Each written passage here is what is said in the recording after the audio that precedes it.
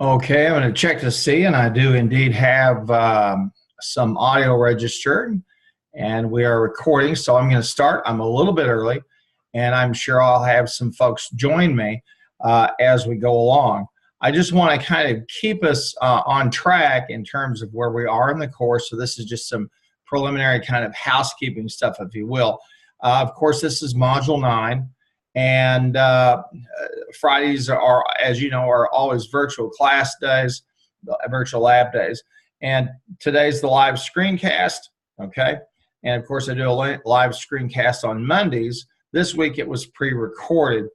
I'm probably going to have to do the same thing for next week. I'll let everybody know. But nonetheless, you still have the lecture. You still have it to watch and to go forward. Now, let's talk about today. And we're going to finish Naive Bayes, the Mandrill case, and then it's due on the 6th, okay? And single arbitrary, which I'd covered, I think, on Monday. You can also upload it. So those are the two cases. And I'm going to see if I don't believe you have any quizzes that are due this week. You don't. Let's move ahead now for a moment. We're just kind of moving along. As I know, I'm a little bit early, about 5 or 6 minutes early, and we'll have people who'll join us. On the week of the 9th, the 11th, and the 13th. On the 9th, I'm going to review single arbitrary, the solution, and I'll show you the Zoom recording for. I think I did a recording on it, and then we're going to preview outliers, which is Chapter 9 from the DataSmart text. That's the Foreman text agreement. And then we're also going to preview Hammond's Port 1, which is one of the cases in the Anderson text. That's our big regular text. And I'll show you that information about single arbitrary, or make it available, probably just to be more efficient with the use of time. And then you'll see as we move down, I have some resources for you, and then you have 2 exams next week. One, let me see, 1 or 2. No, you have 1 exam next week. It's a 10-point exam. Now, I'm going to come on down because that's week 10, which is next week, and then we're going to move to week 11, okay? And that's the 16th, 18th, and the 20th. And I'll review Hammond's Port 1, and then we'll preview Hammond's Port 2, okay? And you'll have that, you'll upload Hammond's Port 2 here, and then you'll also have an exam on Chapter 12, all right? And that will be it, okay? Because as I mentioned before, we're going to be moving into dealing with queuing theory, and so we'll talk about that point.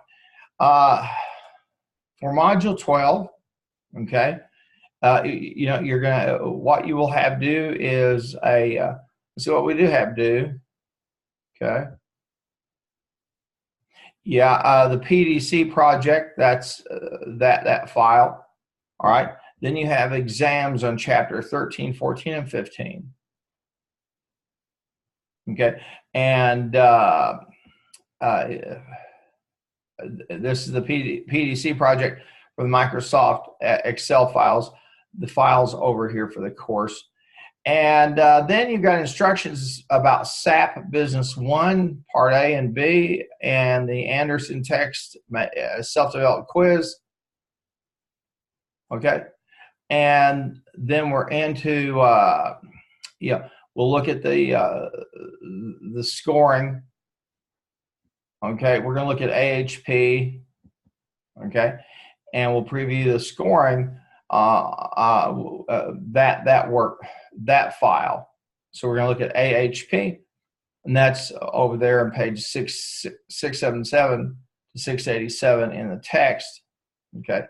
And then you'll upload the scoring case that's due on the 4th. And I have a screenshot for you, and then I have also the AHP. So we'll take a look at that, and Then we're going to move into module 14 and pardon me, module 14. That's week 14. You have the SAP Business One project, Part A, then Part B. That's also due on the 11th, and the Anderson text, that self-developed quiz, is due on the 11th. So we're moving to that part now, okay, where, you know, pretty soon, hi there, and you'll want to take a look back at the, I started about 6 minutes early. We're just kind of going through some housekeeping stuff. And glad to see Libby and Brian. Thank you very much. Glad to see you here. Okay, and like I said, you can catch, this is just kind of just a run through on you know, what's coming ahead, and then we'll have the finals. Now, if you've taken a course with me before, you know that I do you know, finals. I do a Part A, which is usually, or Part 1, which is usually due at the start of the final exam period. Then during the final exam period, I have, you know, quizzes, okay, and and that's, you know, that's going to typically be well, I have here the final exam will start at the start of the period. This is Part A and Part B. So I've got instructions there for you to do those, and you should go ahead and get those ready. Part A is due at the start of the final exam period. I'm sorry. Part B is due at the end. Okay, and I have instructions for you for Part A and for Part B as we move down to the finals. And as we go along, I'm going to be reminding everybody of this. Okay, so now I want to point something out to you. If you've not had a class with me before, this may confuse you, but if you have, then you'll understand I'm going. I'm on module 14, okay? That's a flex time module. And that is, I give you that week basically with no class sessions to work on stuff that you have due, like SAP, that SAP business project, the Anderson text, self-developed quiz, work on your finals, if you will, okay? And I try to make sure that you have at least that time. And again, as I mentioned here for module 13, okay, all sessions will be pre-recorded. I probably misspelled pre-recorded there. Looks like I did. Maybe not. But so I'll have pre-recorded course sessions, okay? But you essentially you can look at them during class time. That would be up to you, or you could look at them in the evening or whatever works for you. But you should be spending a lot of time on working on those projects that are ahead. Okay, and I have the instructions all the way up here. Okay, so that's kind of what's going on. That is what is going on, not kind of. I apologize. All right, let's go back up to today. Okay, let me stop for a minute. Does anybody have a question I could try to answer for you? Okay, I'll take it that you don't. If you do, always remember this when you chat with me. Okay, what you ask me, or the chat is hidden. Okay, and so if it's something I think the whole class will be interested in, that I'll go ahead and say, well, I got this question, and then I'll respond to it. If it's something like you need an appointment or whatever, or something like that, I'll just keep that part private. But you always can ask questions. Feel free to do that, especially if you don't see something. Now, as I'm coaching all of my courses, remember when I do a recording, okay, you can always, and I place it up in announcements. You can always chunk it. You can look at 20 minutes. If you sit through the live screencast, it's not bad to go back and review. The advantage of this over you just sitting in a seat with me giving you a lecture, is number one, you can be where you need to be. If you can't be, you can be wherever you want to be. Okay. Number two, it's there. So if you have questions, you should always go back and refer to the name of the video, okay, or the title, plus the hour and minute point where you had a question, and I'll try to answer it for you. All right. Well, we're moving through. We're working in chapter 3 of the Foreman text, and that's the Data Smart text. All right, and we've been working on Mandrill. Okay, and that's due on the 6th. So let's go back up into the files, and we're going to look in the files area. All right, and we're going to find the Foreman files. All right, and we'll download that zip file.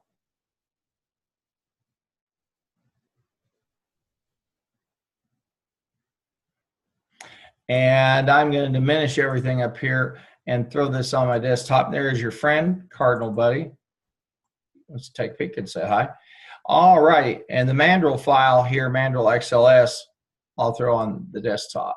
Okay, now what you'll want to do, and let me see if I can find our friend Mandrill. Where did you go, my little friend? There you are. You'll always want to open it up, okay, and then close it back. Make sure it's on the desktop of whatever device you're using, okay. And I don't want to say, and I'm going to rename that, okay, Mandrill Harmon Keith. Now, when you upload work over to the LMS Canvas, you can rest assured. I don't have, each of you has your own special bin that gets created for you when you're enrolled in the class. Okay, so you don't have to worry about that. All righty, now let me go back up here. All right, and of course this case is due on the 6th. Of course, today is the 4th, so it's due Friday. Now let's talk about it just in general, and I kind of gave you an introduction to it in the screencast from Monday. We're dealing with a technique to train data or to build a predictive model, okay? And we're doing this on what we would call an ex post facto basis. That means is after the fact. And so in chapter 3, okay, the author, he talks about what we call naive Bayes, okay? Now Bayesian statistics, it differs from traditional statistics in that it allows a forecaster, okay, to try to use a heuristic, a rule of thumb for the probabilities, okay. And I think there's a book I reference about it over in the modules. Let me go back over there for a second. And I believe there's a book on, I think I have a link for you to it. Okay. Let me pop over here for just a second, because I always want to give you a chance to, to learn a bit. Yeah, here's, let's see, this is the 26th. So we're going to pop up here to the 4th. And you can go out and take a look at, there are a lot of good books out there on Bayesian probabilities, or the Bayesian technique. Bayes, there's also traditional techniques, but Bayes is one who said, let's try to make it more experiential, more heuristic. That is the rule of thumb, a rule of thumb, not strictly trying to worry.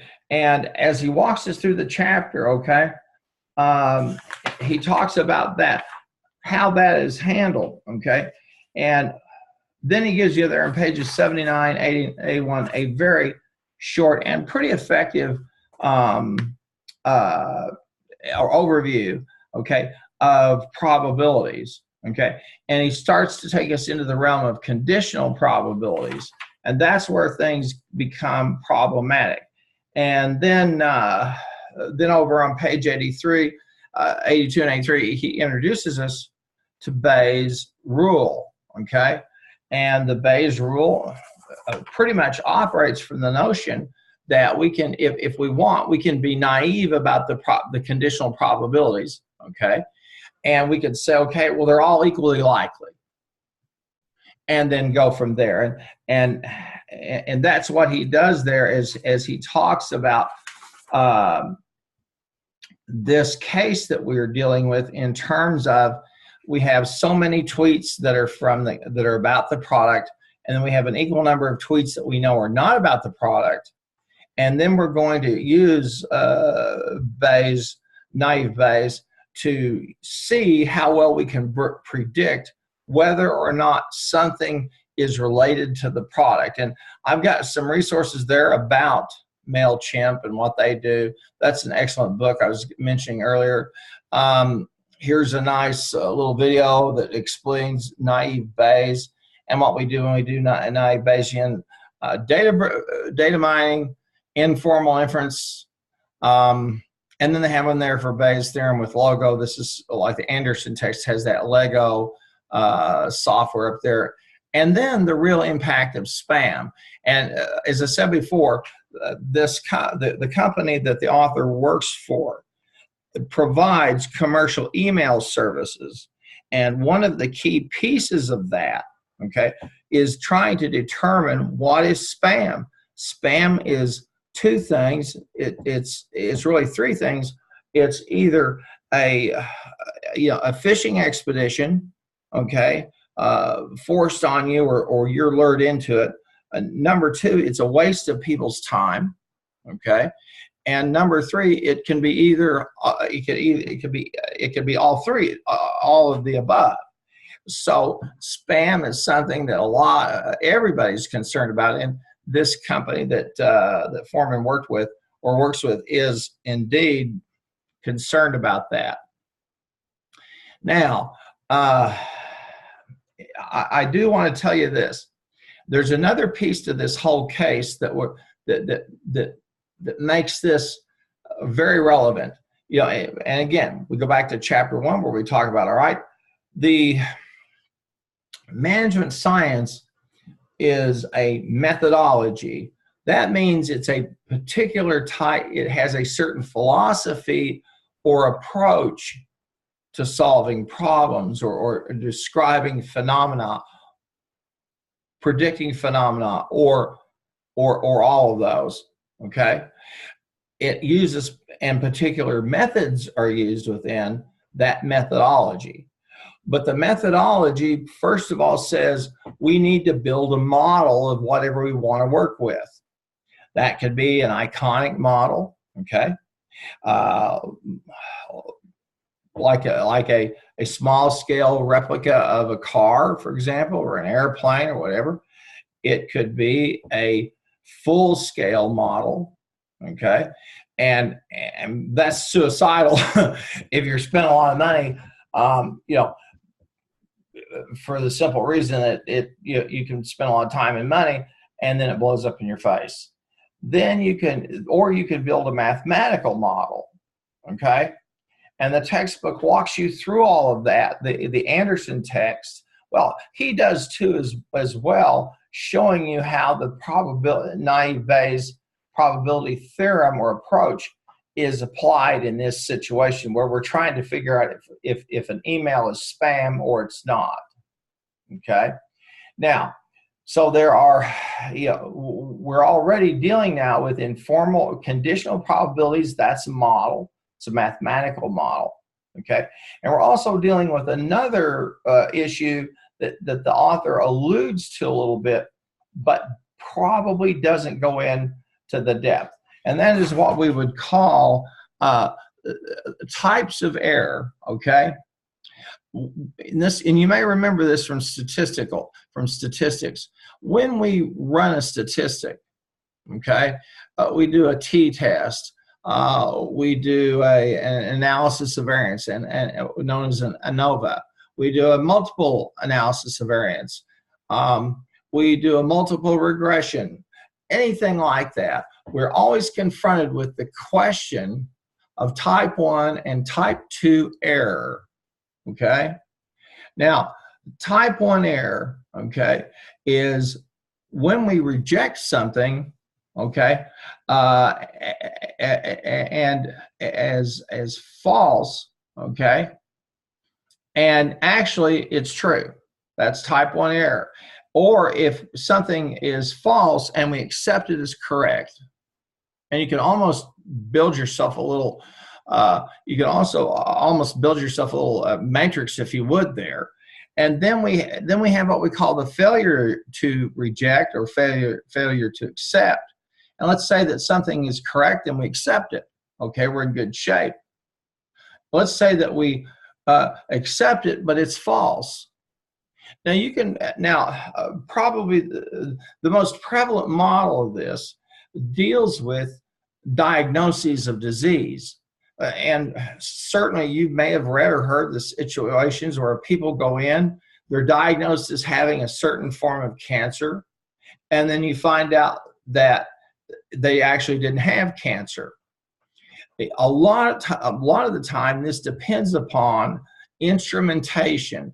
And a lot of times it depends upon the approach by the person doing the diagnosis.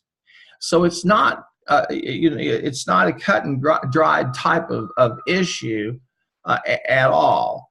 For example, the probability that somebody's going to call in the middle of my screencast, I should just turn the phones off.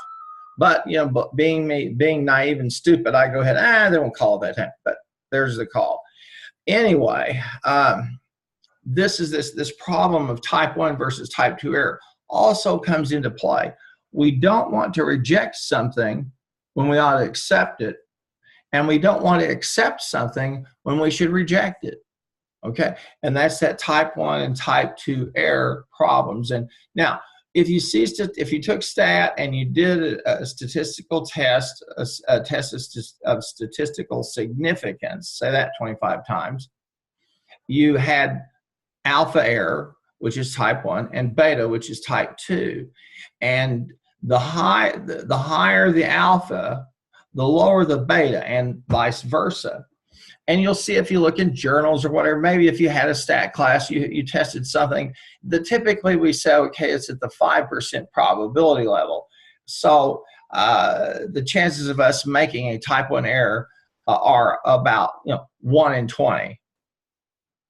Okay, now there are some who will say, well, if I have a 0.01, a 1% alpha, okay, I've really got something. Now, I review for a lot of peer-reviewed scholarly journals. I'm an editor in a couple of journals. I serve as a reviewer for them. I see this all the time, and I see as authors report this. And unfortunately, most of the time, people will report a finding that is statistically significant, but it has no real-world value or consequence. And that can be from any one of a number of problems, okay? So here in this situation, we're trying to use probability theorem, okay? That's a mathematical model. And we're also using another approach called ex post facto analysis. In other words, after the fact. Because we do have, if we have data that have one condition and we have data that lack the condition, then we can go to work and compare them. Experiments, okay, are front-ended. They are pre-facto. That is, you do an experiment and you collect the data. You get a random subject, or random assignment of subjects. There's experimental treatment, all that bit. But this is the advantage: is you know what was an authentic email and what was not. Okay. All that being said, then he's going to walk us through Mandrill. Okay. And what we're going to do is a whole lot of what we call data wrangling. And you're going to hear that term when you're out there. Don't let it bother you. When people talk about data wrangling, here's what they mean. They mean that we take data that are unstructured. For example, in Mandrill, we're going to be looking at tweets. Tweets are unstructured data, okay? Now, one of the things we can do, and I think I have 1 or 2 articles I've published doing this, we can take a network, say like a social network, everybody who tweets each other, and we can look at who does everybody tweet to the most, or who, when they tweet, has the largest number of followers. And that starts to tell you about the network dynamics, okay? And any network, okay, is subject to that type of study. Now, what I've done, the research I've done, has been to take a look at journals and how knowledge or a concept or an idea gets spread among scholars. Somebody will write an article or a book or both, and there will be an idea, and it will start to show up as people do study. Now, in the hard sciences, the people they're much better at doing what we call replication studies. I report I get something published in Science or the New England Journal of Medicine. Everybody hears about it. Well, then everybody and their dog lines up to do a replication of that study to see if indeed they get similar, consistent results. Okay, so again, as we see this unfold, we're going to see that process where we take the data, we scrub them, we clean them up, we find a way to count them, then we find a way to calculate the probability of occurrence, and then we have our model and we test it. Now, one of the things that can confound you or scare you the wits out of you when you look at a lot of the formulas is this author is just absolutely brilliant, okay, at combining functions from Excel, okay? I've been using Excel since it existed, and I'm pretty proficient at using it. I'm pretty good at using it. I'm decent at combining functions, but this guy, he operates at a whole different level, especially using the database functions that are there in Excel. Now, as you've heard me say before, use a database for a database, use a spreadsheet for a spreadsheet, and I'd say this, Excel is the more versatile tool because it also has a thing called a pivot table, okay, which is probably its most powerful tool, but it does have some decent database functions, but you really have to work hard to pull it together. But here's what we're going to do. We're going to take a look at 150 tweets that we know are about the product. We're going to take another 150 that we know are not about the product. We're going to extract all of the extraneous parts of the string, commas, periods, etc. So we get the data down to a pure countable form, okay? And the fact that we have to do this is why we call them unstructured data. These could be comments in Amazon. These could be locations that people on Yelp give a 1. These could be the number of stars on some product out there, some item. And we have this, and then we have all these sensor data that feed data in, and so we just have this deluge of stuff and businesses are really struggling trying to figure out how to do it. But nonetheless, this is kind of where management science is headed to, or one of those newer ideas or thrusts that are out there. Now, when it was about 30 years ago, the big thing was network analysis, okay? But now it's this piece of working with unstructured data. Well, let's open up, and again, we're over there on page 87, okay? And he talks about cleaning the data, and he talks about removing the extraneous punctuation, and that's a step, and then dealing with spaces. He talks about that over on page 88, okay? And then over on 89, we're dealing with some more of the space position, And then we start to use the if error function, and that's over on page 90 and 91. And then we start, then we're ready to count the tokens. The tokens are a count that represents yes, it's about the product, the tweet, or no. All right. Now, for your help, what I've done here is I've given you several resources. Okay. I've got naive, this explained, this is the foreman's text. Okay. And then naive Bayes and types of error, at positions. Okay. Because we're literally going to start at the first space within that string and move forward. Test tweets, predictions, so that you can take a look at those and see what he's doing. Now, the author does a good job taking you tab by tab by tab and explaining and talking about the functions that he's using, but that's okay. All right. Now, I realize that within 25 or 30 more minutes, to give you a total in-depth analysis of this is beyond what I could do. However, I think this merits, after we look at it today, for you to go back, take the text, take the resources I've got, and kind of revisit it and get a feeling for what he's done.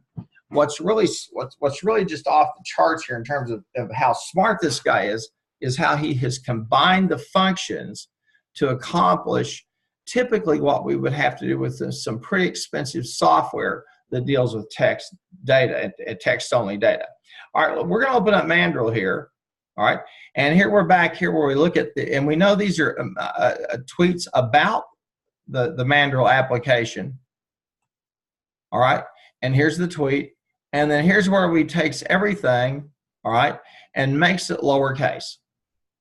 All right, so we're starting to convert the data. Here we're going to use the substitute function, okay, and we start to clean up. It looks like it's periods and commas, and then we're going to do another substitute again where we're going to get rid of semicolons. Looks like there,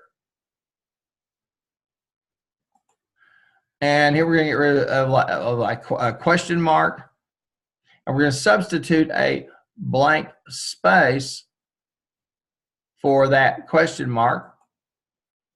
And then an exclamation point, and then commas, and we do some more work with it in terms of the more commas, and then we have the tweet, and the tweet starts over in column I, okay, and you could stretch it all the way over so you can see the tweet. And I didn't go far enough over there. Okay, and here we are. Now we extracted stuff that was of no importance. We kept the string elements that are important. Okay, and he just simply does that tweet by tweet by tweet. Okay, so he strips them down so we can count them. This is not too different, for example, than if you had data and you use the Excel log. What it does is it converts those figures to their quote unquote natural state, that is logs or part of the logarithm, and we've really done about the same thing here. We've stripped this down to its essence. Now, in this second tab about the other, he follows through with that same process of cleaning these data. Right? Now, when you get to one of these, for example, like the lowercase is pretty intuitive, but the substitute, let's click on that and look at the dialog box, and you can see it there. And we're looking at the text in B2, and we have the old text, okay, and we have the new text. We get rid of that period, and and the new text is a blank. Okay. If we want to get the number of times instances it occurs, we can do that. We don't care. We're cleaning these up. And the nice thing is, again, this will walk you through, the dialog box will walk you through an example and exactly what's going on. Okay, so we're doing the substitute. So we're just cleaning some stuff out and substituting, and so we end up with just simply the tweet, and that of course is column I. Okay.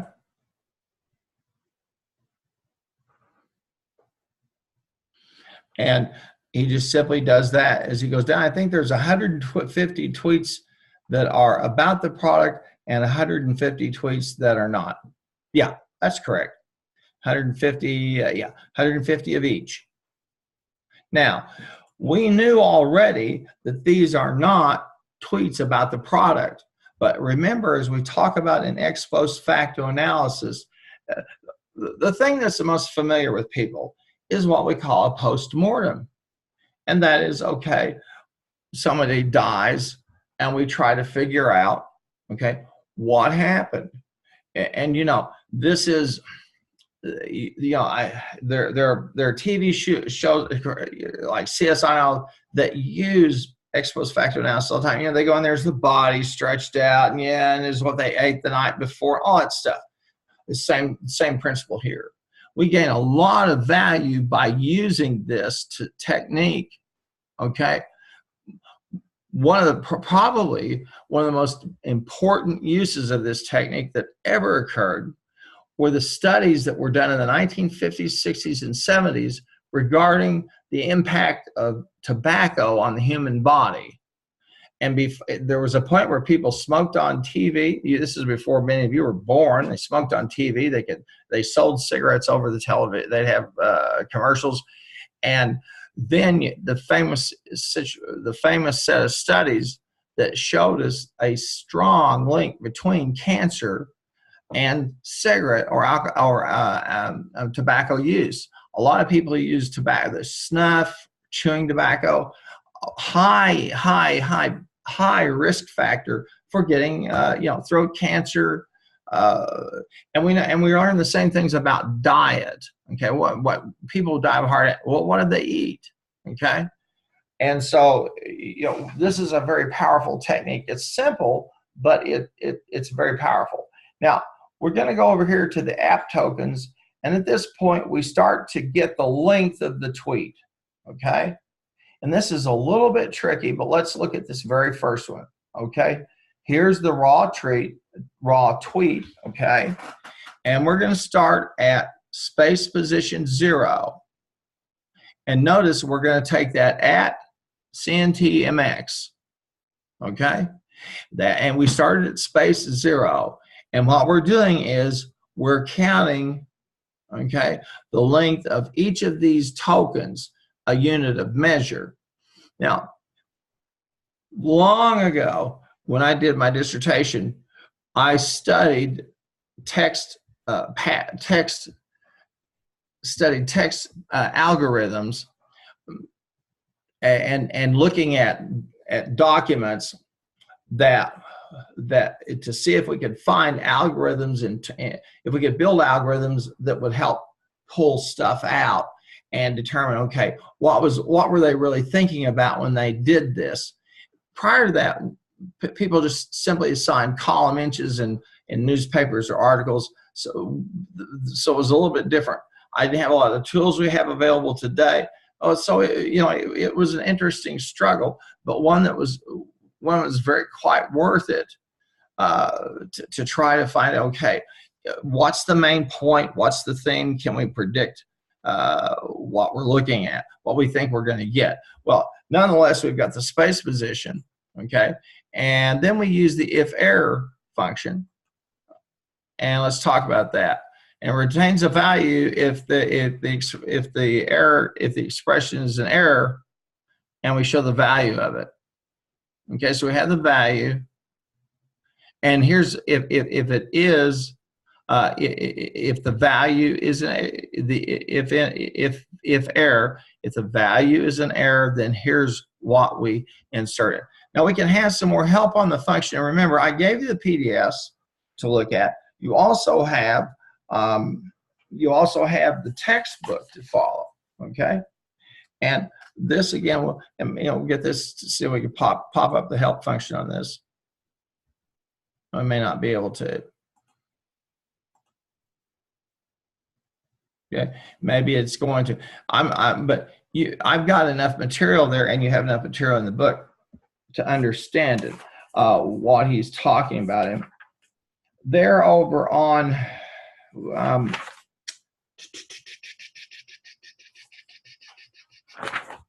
Let me look at it here for just a minute, so I can direct you to the correct pages where he talks about the if error.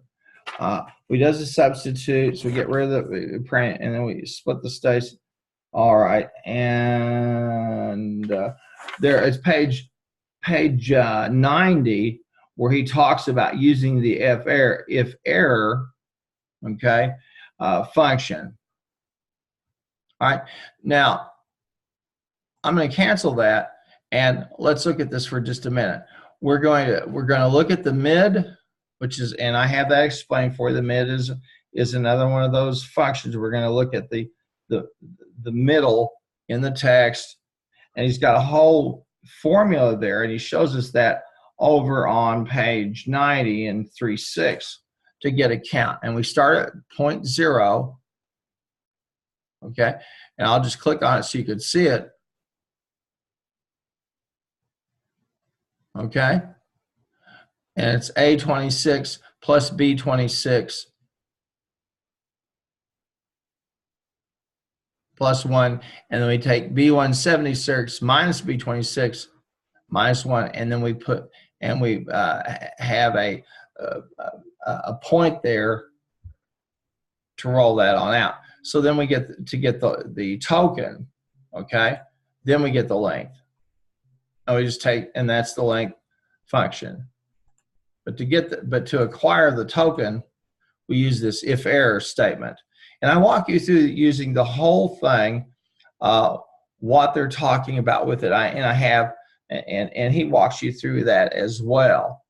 But basically, the first column B says what position are we starting at in the tweet. Then column C is, okay, what's the token? And then we look at the length. Okay, and as you come down, you scroll on down. Over here in the app tokens, you'll see we're going to come to a point where we'll leave 0, and then we'll start at 7. You remember, we took the first 7 characters. Now we're starting, the space position is 7. Okay, and we get a length.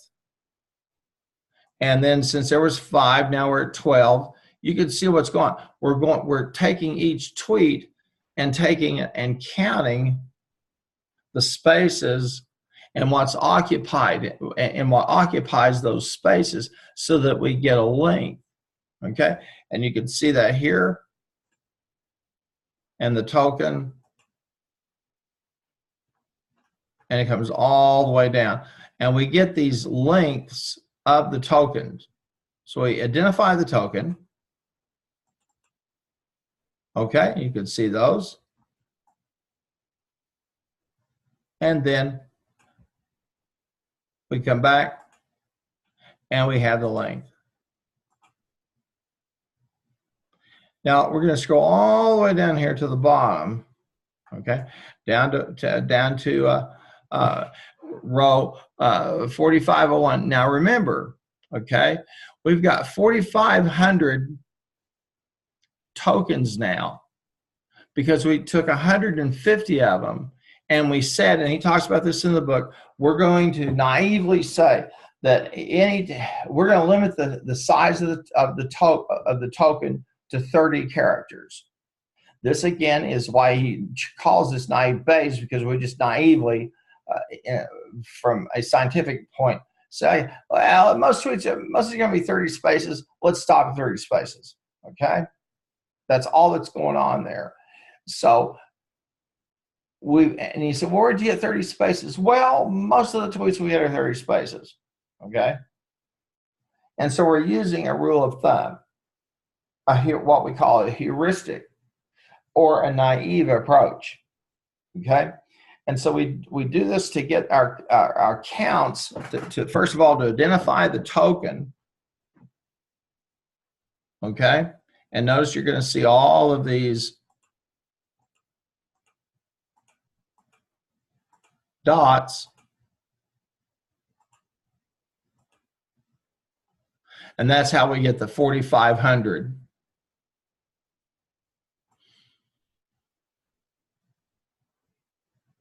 Because we start at space 0 and we go forward. Now, we're going to see the same thing with the other tokens, that is the other tweets that are not about Mandrill, okay? All right, and then we begin to work down that process, and we'll come back down to our 4,500. Remember, it's 30 spaces, 150 tweets, means 4,500 records, essentially, we're going to create. And we're going to look at those records, and we'll get the length of each of them. All right, so we've done that, and now we start to move into calculating the probabilities. Now remember, essentially, naive Bayes says this, okay? I'm going to treat probabilities as equal, okay? I'm going to assume that you know, they're independent and equally likely, okay? Which is a huge assumption, but it's naive. That's why we call this naive Bayes. But it seems to work, okay? And you could, in the book that I referenced to you earlier, really walks you through all the intricate details. This isn't a class in probability, and I have no intention of trying to make it one, but it is about decision making. And this is a tool that folks use all of the time, because if we have we can make naive Bayes if we have a sophisticated, that is a learned forecaster or researcher or decision maker. All right, just in this one situation where I say, okay, a tweet's going to be 30 characters. How do you know? Well, over my 25 years of working with Twitter, or 50 years or email, or 30 characters is about it. Okay, and away we go. We're going to do the probability of those. Okay, we're going to start with those that are about the app. All right, and we're going to see each token. Here's the word. Here's Friday. Okay, and we're going to add 1 to these. Now, there's a reason he adds 1. This is to get us this is to get us workable probabilities. Okay, and as long as we apply it to everything, because we can have some probabilities that are just too small, but we want to include them. All right, so we go ahead and just add 1 to size them up, so that and as long as we apply that, it's really just adding like a dummy number to it or something of that nature, so that we can work with them. Okay, and he talks about that process there. Okay, over there in pages 90, 91, but really the heart of it is 92 and 93, where he walks you through that process. Okay, and he shows us this is where we're going to turn them into a log. Now we've added 1. We had 1 to everything. Okay, and then we have our probability, which is, here's C5 over C828, and we'll go down here to C828. As you would guess, C828 is the sum total. So in this case, we've got 1 over 2410, which gives us a very, very small data. He goes through some discussion there about how Excel is not able to handle really small numbers. And it's really not designed to, and it never was. Now, there's software that's out there that people can use that's really designed to do that, okay? People in the hard sciences use those all the time. But what, for our purposes, what we're going to do is we're going to convert that using the ln function, okay? And we're going to get the natural logarithm of the number. Every number has a natural logarithm. So what we've done here is we've basically we've converted these data from lower order data, just counts, into higher order data, interval data, if you will, ratio data, by adding one, and then we apply, and then we convert them using the logarithmic. So we convert them, and so we get their natural log. This is a lot like if I apply a ratio to accounting. I have a set of a balance sheet. Let's have a set of financials. Okay. Well, we all know about the different, accounting ratios, or people call them financial ratios. The quick ratio, the current assets ratio, return on investment. All of those where we use a ratio to wash the data. What we've done here is we've washed the data, okay, by adding one and then converting that to a natural logarithm. So we've got counts. All right. Now, we do this for all of the tweets that are about all of the tweets, the app tokens for the tweets that are about the product. We replicate that process for tokens from the other product. All right. And we'll click here on this first one. And then we add B5 plus 1. And those are the tokens. Okay. And so we get the probability. Here it is.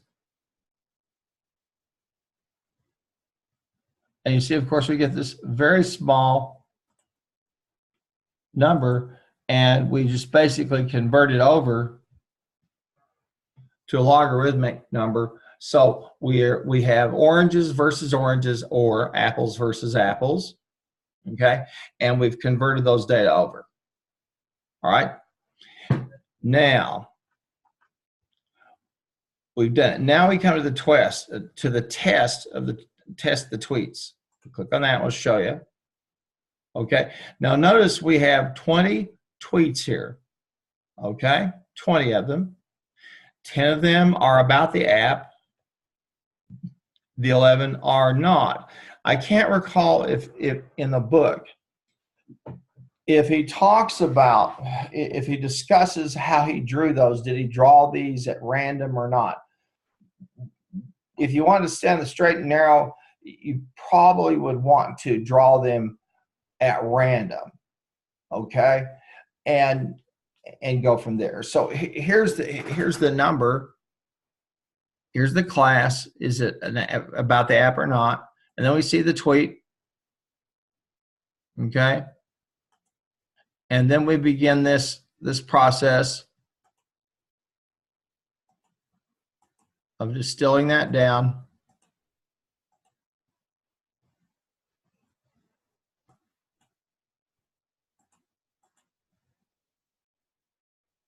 You can see as we walk on across there.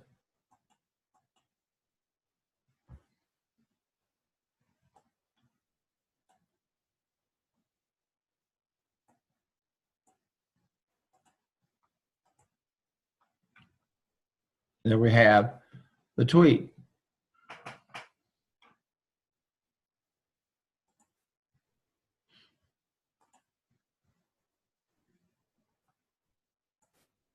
All right.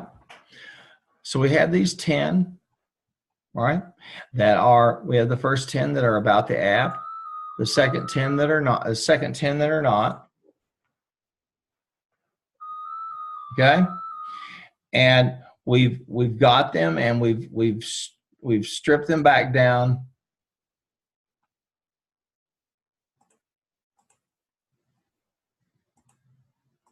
as we go along, and we're always looking back at the tweet, at the token before, or that piece of the tweet before. Okay, these are the test tweets. We know what they are, and now we're going to do we're use our predictive model, and here we have the numbers 1 to 20.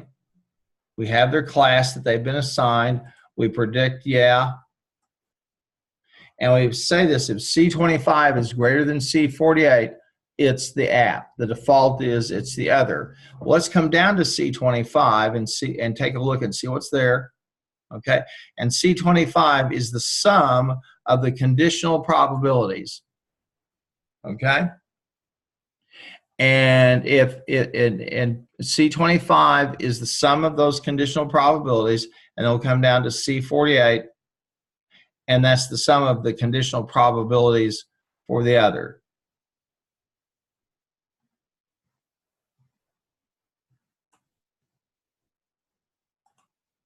Okay, and we predict what they'll be. Now, as we come through here, and as we look, and again, I'm giving this kind of a nice broad brush stroke, and you're always free to go back and look at these and explore these in greater depth. All right,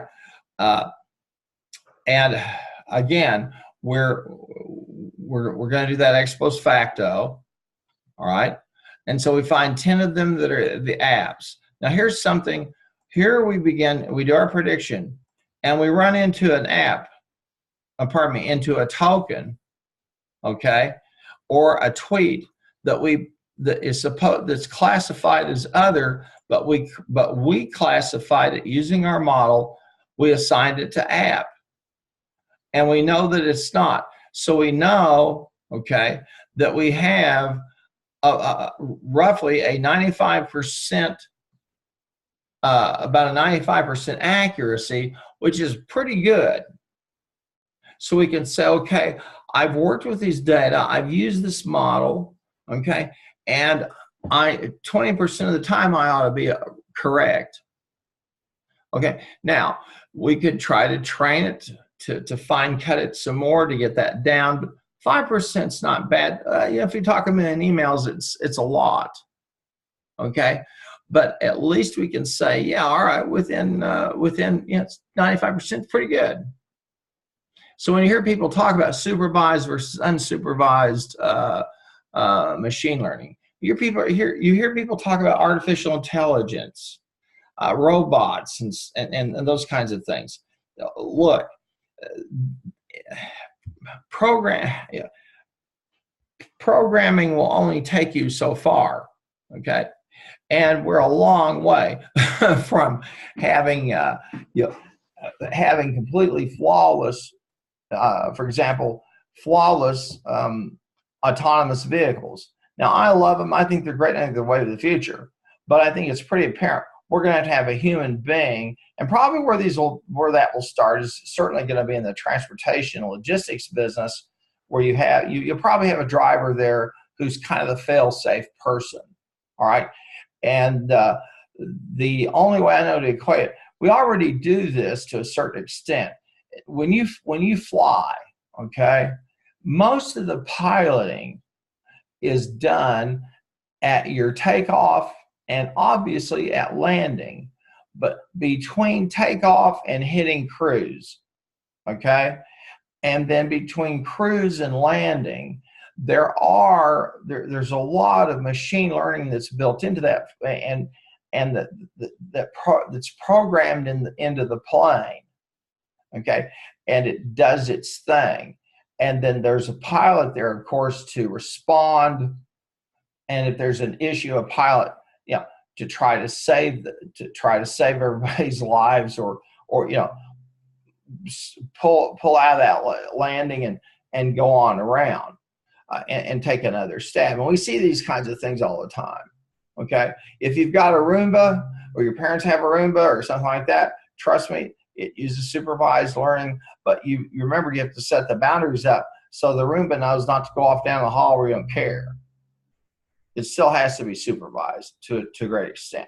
Anyway, again, this is in my mind I hate to use the word masterpiece, but certainly a brilliant use of some pretty rudimentary tools in Excel to do some predictive analysis. Okay, and the text again, you can go back and see, okay, how well they are. They ended up about, well, about 95% accurate. Now,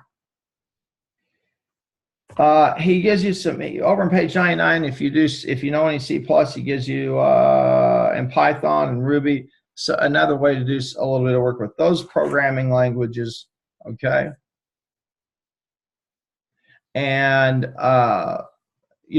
what we've seen is just a fairly simple but insightful piece of what's going on out there in what people call analytics, data science, using unstructured data.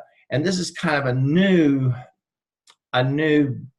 area for folks who work in management science and folks who work in statistics and work in some marketers, medical researchers, certainly political scientists, all of that about.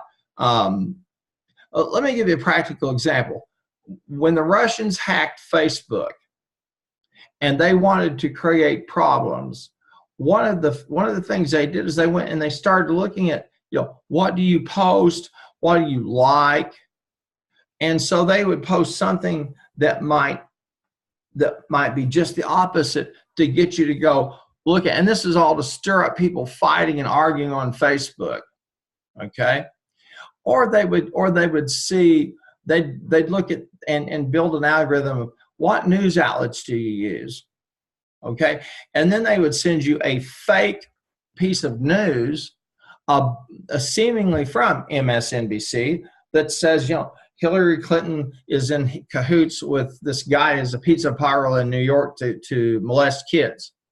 And so the crazy thing is some nut job bought into something like that and drove up to New York, had a gun, went to the restaurant, and was going to shoot the place up, and they stopped him. Okay, so when you hear those terms, that's the kind of thing, the kinds of things that they're using those types of tools. We can also use these tools for good. We can use them to make sure that we're not wasting time with spam and things of that nature. Well, I'm going to say this to the two of you who stayed here. Thank you so very much. I appreciate it.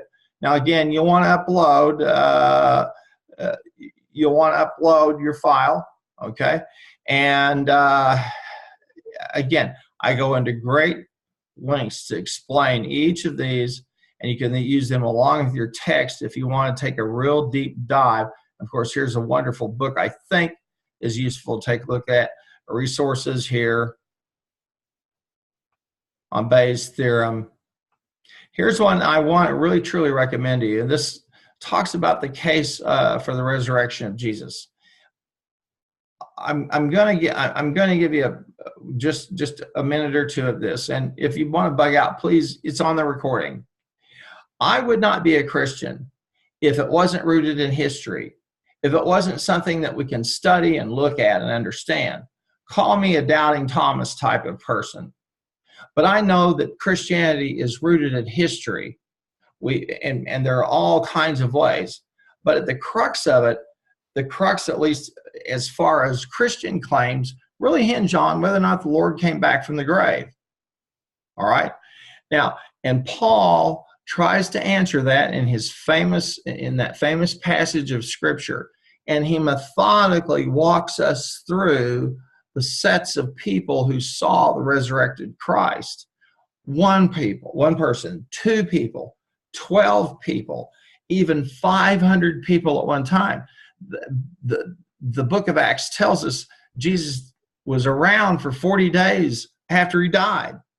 And so he wasn't just hanging around. He did not pop in and go, hey guys, I'm alive, see you when I come back. He was here.